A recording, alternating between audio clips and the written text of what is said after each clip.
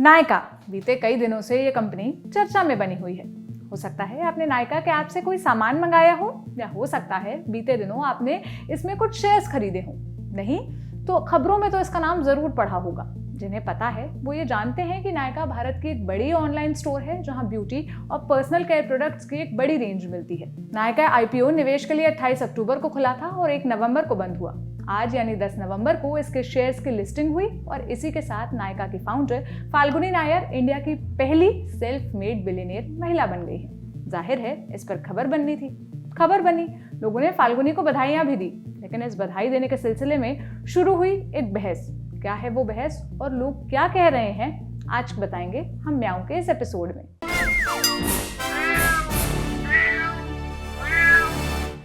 हाय, मैं हूं सोनल और आप देख रहे हैं ऑर्डिनरी का स्पेशल शो म्याऊं। वैसे तो ये शो प्रतीक्षा करती हैं, पर आज मैं आई हूं। कभी कभी उनको भी रेस्ट और आपको भी चेंज मिलना चाहिए, है ना।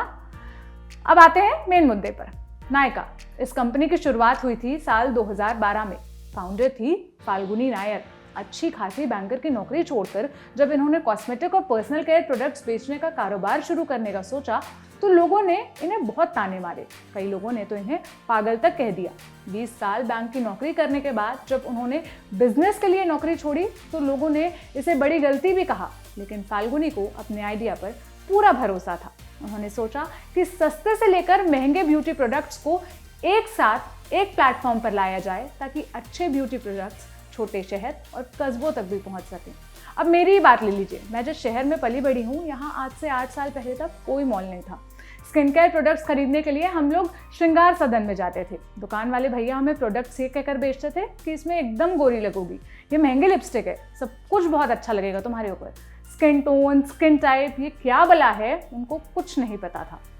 नायका ने औरतों को ऑप्शन दिया अपने रंग और स्किन टाइप के हिसाब से मेकअप खरीदने का। ऐसा मेकअप जो उनके लुक को और एनहांस करे। आज नायका एक सक्सेसफुल कंपनी है।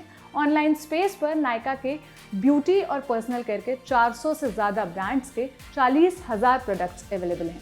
इसी के साथ देश के 24 राज्यों में नायका के 70 से ज़्यादा ऑफलाइन स्टोर्स हैं। इस कंपनी में इन्वेस्टमेंट के लिए आईपीओ 28 अक्टूबर को खुला था, 1 नवंबर को बंद हुआ और आज इसके शेयर्स की बहुत शानदार लिस्टिंग हुई और फाल्गुनी इंडिया की पहली सेल्फ मेड बिलियनियर बन गई। ऐसा होते ही फाल्गुनी खबरों में छा गई। कुछ ने लिखा, आज कई रिकॉर्ड टूटे, विमेन लेड एंटरप्राइज की शानदार लिस्टिंग हुई। और इसी के साथ विमेन लेड एंटरप्राइज के इस्तेमाल से सोशल मीडिया पर बहस छिड़ गई। लोगों ने नायका की सक्सेस को एक औरत की सक्सेस बताने पर आपत्ति जताई। उनका कहना था कि बिजनेस के बारे में बात करो, जेंडर के नहीं। क्या जोमेटो के आईपीओ आने के वक्त भी हेडलाइन में मैन लेड एंटरप्राइज लिखा था। एक यूजर ने लिखा, यह भेदभाव कितनी सहजता से सामने आता है। ऐसा लग रहा है खबर लिखने वाला कोई आदमी है जो शॉक्ड है कि एक महिला के नेतृत्व वाली कंपनी इतनी बड़ी हो सकती है। इसमें क्रोध और जलन दोनों का भाव दिख रहा है। आशीष शर्मा नाम के यूजर ने लिखा, नायका के सक्सेस को सेलिब्रेट करना चाहिए, ना कि जेंडर पर फोकस करना चाहिए। कुछ लोगों के विचार इसके उलट भी थे। एक यूजर ने लिखा, इस दुनिया को सक्सेसफुल आदमी को देखने की आदत है, औरतों के लिए ये जरा सा मुश्किल है। ऐसे में फाल्गुनी को अप्रिशिएट करने में कुछ भी गलत नहीं है। चंद्रा नाम की एक यूजर ने लिखा, लड़कियों के लिए रोल मॉडल्स होना चाहिए।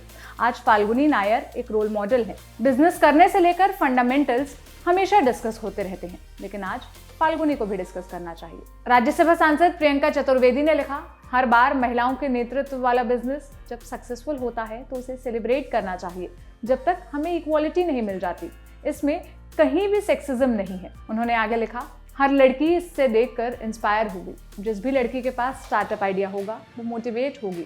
हर वुमेन एंटरप्रेन्योर अपना लक्ष्य और ऊंचा सेट करेगी। एक और यूजर ने लिखा, लैंगिक भेदभाव और विमेन एम्पावरमेंट में फर्क होता है। विमेन एम्पावरमेंट को सपोर्ट करने की जरूरत है, इसलिए विमेन लेड स्टेटमेंट दिया गया। आप लोग अगर इंडिया के टॉप 10 एंटरप्रेन्योर की लिस्ट उठाकर देखेंगे तो उसमें आपको केवल 1 या 2 ही महिलाएं दिखेंगी। बिजनेस को लेकर एक आम धारणा है कि ये आदमियों की दुनिया है, यहाँ वो ही सक्सेसफुल होते हैं। बहुत कम ही महिलाएं बिजनेस करने के बारे में या कंपनी खोलने के बारे में सोचती हैं, खासकर बड़े बिजनेस। इसलिए जब फाल्गुनी जैसी कोई महिला सक्सेसफुल होती है तो इस फैक्ट को हाईलाइट किया जाना चाहिए कि एक महिला की सफलता है। ये बार बार बताया जाना चाहिए कि देखो एक महिला ने ये करके दिखाया। क्योंकि इससे कई और महिलाएं और लड़कियां इंस्पायर होंगी घर से बाहर निकलने के लिए, अपने आइडिया को एक नया शेप देने के लिए उनमें हिम्मत आएगी। आप क्या सोचते हैं इस बारे में मुझे कमेंट सेक्शन में ज़रूर बताइएगा। साथ ही ये भी बताइएगा कि आज आपको म्याऊं का ये एपिसोड कैसा लगा। शुक्रिया।